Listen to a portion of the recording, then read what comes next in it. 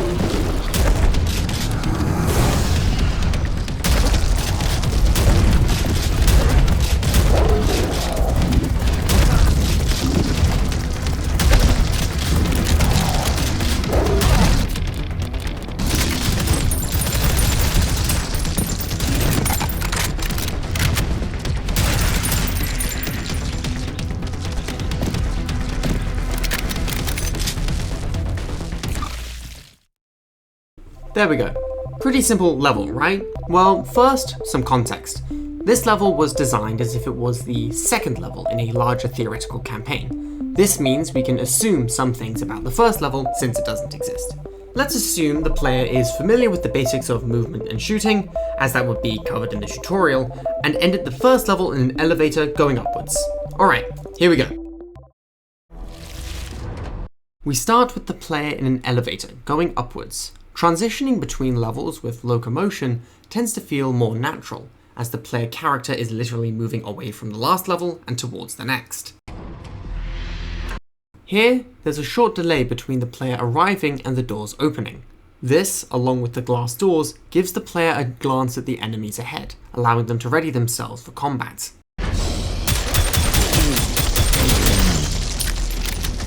Originally, this window was open at all times, but playtesters kept walking past it without looking. So I added this shutter that opens once the zombies are killed. This motion draws the eye and signals to players that they should come and take a closer look. This window allows players a vantage point by which they can view this later area in the level. This gives them a sense of where they're going and readies them for the challenge ahead. These enemies draw the eye and help frame the yellow door, making it stand out in the player's mind.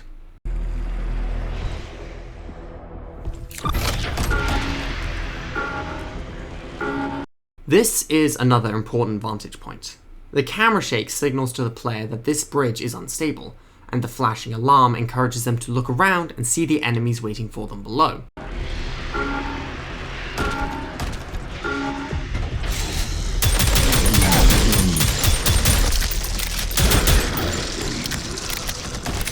It's time for the player to get a new gun. We could just have it sitting on the ground, but players will treasure it more if they feel like they had to earn it, so we make them fight for it.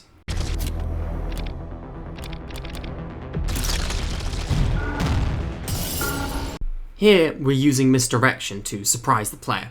Their previous experience with the bridge sets up the expectation that they'll continue forwards, and the door ahead reinforces this idea. This makes the bridge falling all the more surprising. Originally, this area was a staircase, but when playtesters saw the enemies, their instinct is to backtrack behind the wall for cover. So, I reworked the area to have them literally dropped into combat. The only cover is behind the enemies, which encourages them to run towards them. Since we gave the player a shotgun earlier, we have to give them a chance to use it. The tightness of this area means the player will often be forced to engage with the enemies close up, which is exactly the situation the shotgun is good at.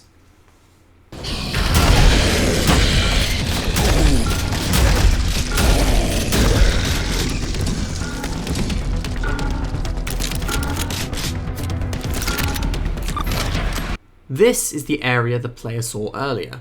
These flying enemies force the player to think fast, but also reinforce that this is the area they've seen before. They also draw the eye forwards towards the yellow door, giving the player an idea of their final goal. The heavy use of yellow in general in this room helps associate it with the yellow door, creating a mental link in the player's mind that this is where they need to bring the yellow key. This projectile enemy is placed in front of the door forward, which catches the player's attention and encourages them to head in that direction.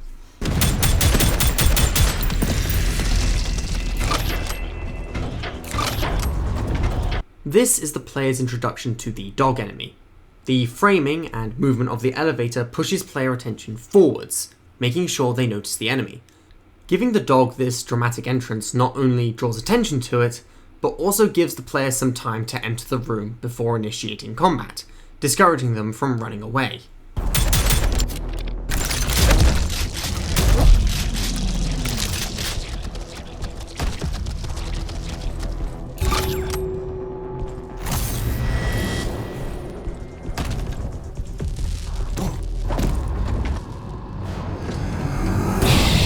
Having this combat encounter take place directly above the last one, with the view down and these pipes spanning both floors, prevents this section of the level from feeling too linear, and makes the player feel like they're freely exploring the space instead of being on rails.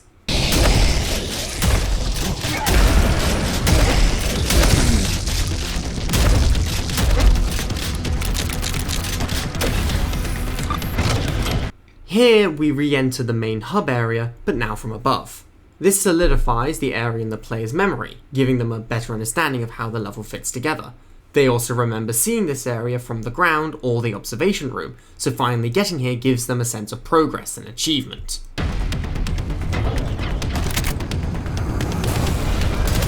Spawning this big scary enemy as soon as the player picks up the SMG gives them a chance to test it out and see how powerful it is, establishing that it's a useful weapon in their arsenal.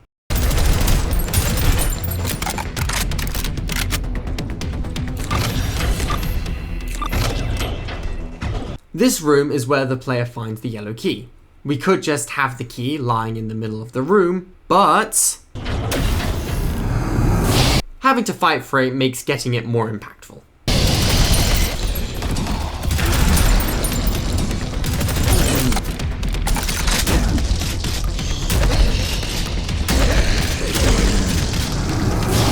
Splitting this encounter into multiple waves prevents the player from getting overwhelmed while maintaining an appropriate level of difficulty.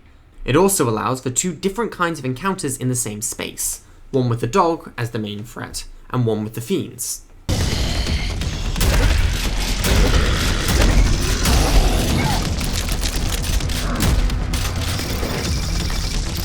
The key is revealed with a sound and particle effect, which makes the barrier disappearing less jarring and draws players' attention to make sure they don't miss it.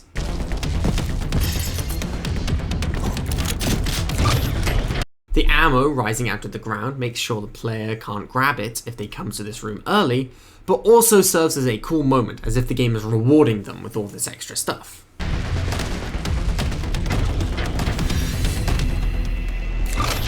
Yet again, the player returns to the catwalk. Here, there's a chance of them getting confused and accidentally backtracking to the pipe room, so these zombies draw their attention in the other direction.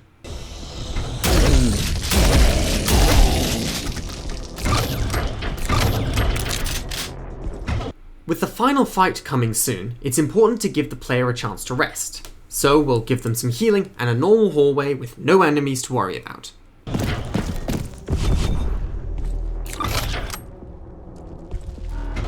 Here, the player is returning via the door they were originally trying to get to when the bridge collapsed beneath them. Finally getting to use this door after it being ripped away from them gives them a sense of accomplishment, as if they've got one over on the level designer, even though we intended it all along. If we go directly to the final fight after the rest hallway, the jump in action will feel too overstimulating for the player, so we have this small encounter here to ease them in.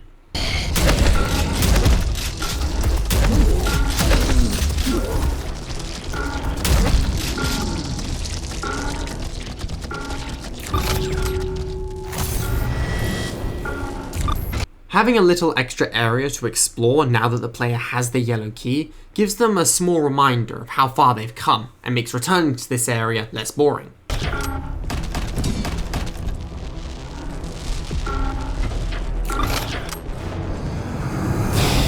Final fight. This crate dropping helps add cover when it's needed, while keeping the area clear for the earlier part of the level.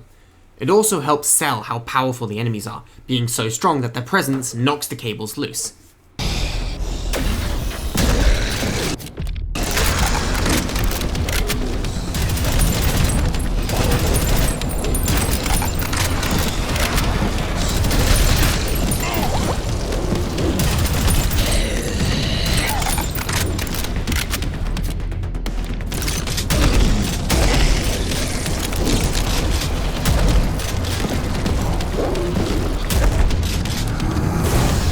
Like in the yellow key room, this fight is split into multiple waves, allowing for a diverse set of combat encounters without overwhelming the player.